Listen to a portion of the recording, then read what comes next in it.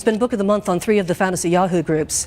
Fantasy Yahoo groups. Welcome to WatchMojoUK, and today we're counting down the most delusional entrepreneurs to have entered the den. Do not spend £1 more trying to push this into the marketplace. Before we begin, we publish new content every day, so be sure to subscribe to our channel and ring the bell to get notified about our latest videos. Number 10. Send my bag. So you get a company projected to make a maximum of £60,000 without you taking a wage, and you've valued the company at £2 million. I have, yes. In exchange for a 5% stake, Adam wanted 100 grand from the Dragons to fund a business where he sends luggage around the UK. The whole idea was to avoid having to pay too much for airline baggage, but it was inherently flawed. I think you're talking rubbish. And to come in here asking for 100k for 5% is you're off the wall. It would be too easy to copy and impossible to patent, since you can't put a patent on essentially just sending post, and he produced an absolutely bizarre valuation. It's going to be a hard time. No, what? You value a business on your projections at 10 times revenue and you don't expect a hard time? If 5% is, according to him, worth £100,000, then 100% is £2 million. Peter Jones said it best as he tore Adam apart, attacking the whole principle of the business, as well as the outrageous amount of money he thought it was worth. What investigation have you done to justify the most ridiculous, ludicrous, stupid, insane valuation? Number 9. The Big O.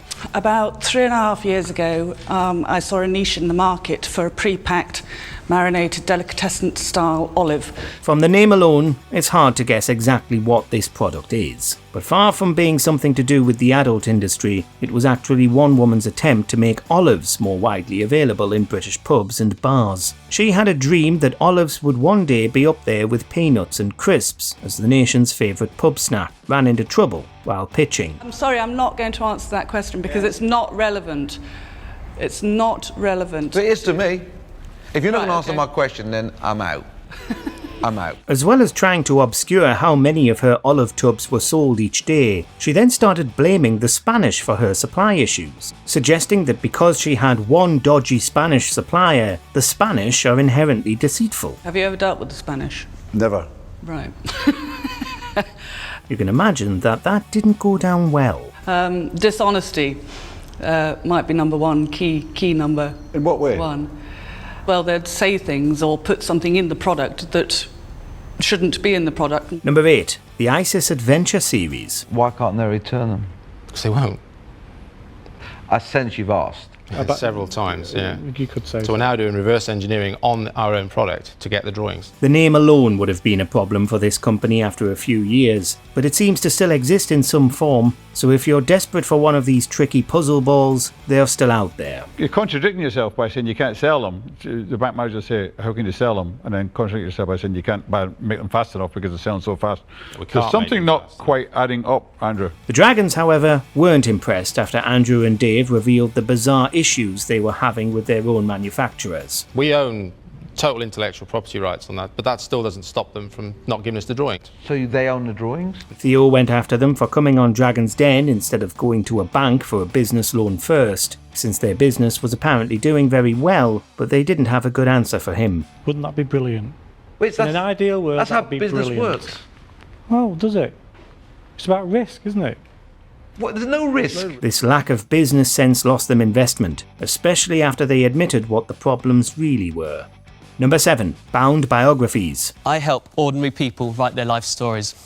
But in the 18 years I've been doing this, I've yet to meet an ordinary person. The gall of Michael to pitch a Vanity publishing business in the den. He wanted £75,000 for a company that produced 2 copies of a memoir or autobiography for the person paying the fee to serve as well-made family heirlooms. There's nothing wrong with that in theory, since the company isn't marketing itself as an actual publishing company, but in practice, Deborah had massive issues. Before they know it, they are spending a lot more money than they were expecting to spend talking to somebody, getting tea and sympathy, and these people kind of embedding themselves into their lives. And their book that they thought was going to cost them £3,000 ends up costing them £10,000. She and Duncan slammed bound biographies as a company taking advantage of people, since as well as the eventual cost of £3,000, it also charged £300 a day to the people whose books it was working on. But you can't brag that we have integrity because we don't charge them a fee until the end, when you actually charge them a fee every single day. It was completely outrageous that he thought he'd get away with this. Number 6. Garden Gopher Workstation. With placements on QVC and upcoming negotiations with Sainsbury's, not to mention the claim that this gardening trolley was selling like hotcakes, the Dragons all had one question. Why did Rachel Price need their investment? I'm a little puzzled as to why you're here. You talk about getting the product up and running, and you just reeled off a very long list of reasons I would say your product was pretty well up and running. After some grueling questioning from Richard Farley primarily, it was revealed that Rachel had taken out £220,000 in loans to develop her product, and despite its success, was going to struggle to pay off those debts. And have you raised any money? Have you approached any investors? Yes, well, we've got a small loans DTI fund for £100,000. How much? 100,000. As you can imagine, asking the Dragons to foot the bill for your own loans isn't a sound business strategy, no matter how popular the product is. This was after she claimed the cash would go to product development. When you're in nearly £250,000 in the red, I'm going to give you another £150,000. So the company, before I get paid, is going to have to make very close to £500,000 net profit. Number 5. Story code. You mentioned 2 or 3 people that you have in your team. Burn the midnight oil. How do you think it's got here? Well, it's got nowhere. Why do you think foils are interested? Well, foils are tiny. In 2007, it's easy to argue that Steve was ahead of his time. He wanted to build a book recommendation algorithm that's a lot like companies like Goodreads and the Storygraph today. However, Richard Farley hit onto the big problem with Steve's pitch. Amazon had total market dominance already. Goodreads, though not yet acquired by Amazon, already existed. This is a very serious flaw. Amazon's information will be much more accurate than yours because they have 9 times as many people as you on your site. There was no real niche for this product, and costing only £500 for an annual business license, no real sign of profit being made. Not to mention that it got its data from a 40-question survey posed to readers. The Dragons were even less happy to find out that their investment wasn't actually going to product development, but salaries. Are you telling me basically you want to use it for salaries? A good chunk of the money is to go on salaries, and I'm unapologetic about that. Number 4. She-Icer. I tried to buy a de-icer that was easier to carry around, a more portable version, but I couldn't find anything. And in the process, I was stunned to discover the huge void in the marketplace for auto care products designed specifically for females. What if there was a de-icer for women? That was the market white space Wendy Newby thought she tapped into with her pink, cherry-scented She-Icer. A de-icer that could fit in a handbag. Product is, of course, deeply flawed though. First, there's almost definitely no real market for a pink de-icer for women. Perhaps for smaller bottles, but you could just put it in a smaller bottle yourself. This is about getting into your car and de-icing it. Yes. Why should that be sexualised and say, let's make a pink one for ladies? No, I didn't mean to do it like that. As well as that, already almost no cars needed physical keys to unlock the doors anymore, so most people would be able to get into their big bottle of de-icer anyway. The Dragons pointed this out, and Wendy, alas, had no response. But how many cars today, in reality, do you actually put your key into the lock and turn it? I appreciate that, but also even on the windscreens and things like that, I never have de-icer to hand. Number 3. Flow signals. We fit a flow signal. It's red in colour. It's mimicking the traffic that is coming towards you. It's visible for 180 degrees. One thing always guaranteed to make roads safer is by lining them with big flashing lights that you can see from any angle. That was Derek's idea anyway, an idea that was immediately torn apart by the Dragons. Have you had this approved? No. But something needs to be done because... So at the moment you have absolutely no idea because you know there's very strict regulation. Oh yes, I know that. First was the fact that hardly anybody who had anything to do with traffic regulations had been consulted, and those who had thought it was a bad idea. Oh no, the lady who runs the signs and signals doesn't like the idea. She doesn't like the idea. Okay. Then there was his patent, which Duncan didn't believe would actually work in practice, despite Derek's claims about the lights mimicking traffic. Then, of course, was the real issue. It's a potential distraction on the roads. You can't really think you can get a patent for flashing lights to stick on poles and make a fortune.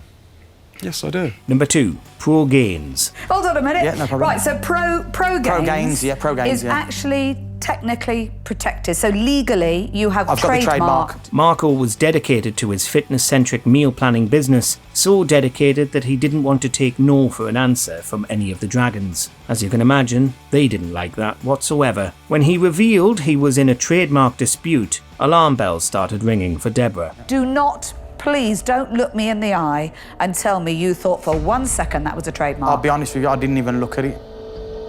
She asked to see his trademark filings, refusing to believe that he'd paid as little as he did for it. And then it turned out it wasn't actually trademarked at all. Have you ever met someone who's got that ambitious that he wants to be free from life and be a billionaire?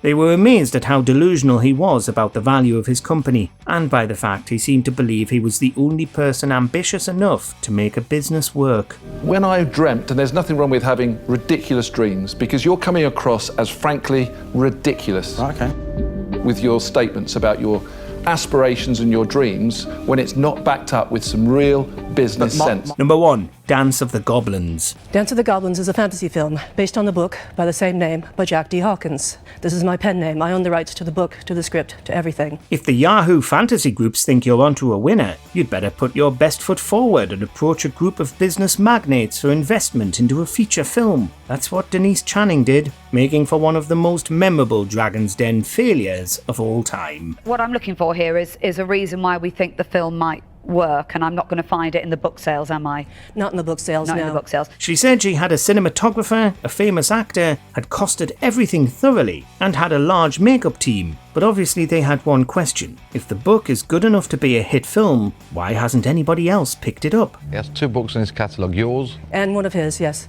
His own. It also emerged that she wasn't traditionally published, but rather published by a tiny independent press, of which the only other published author was the bloke who owned it. I don't think that they appreciated the fact that everyone, apart from me, is professionals in this business. They know what they're doing. Let us know in the comments if you would have invested in any of these businesses. Did I hear you say you were a reader of books? Since Actually, do you know, Steve? I'm out. Do you agree with our picks? Check out this other recent clip from WatchMojoUK and be sure to subscribe and ring the bell to be notified about our latest videos.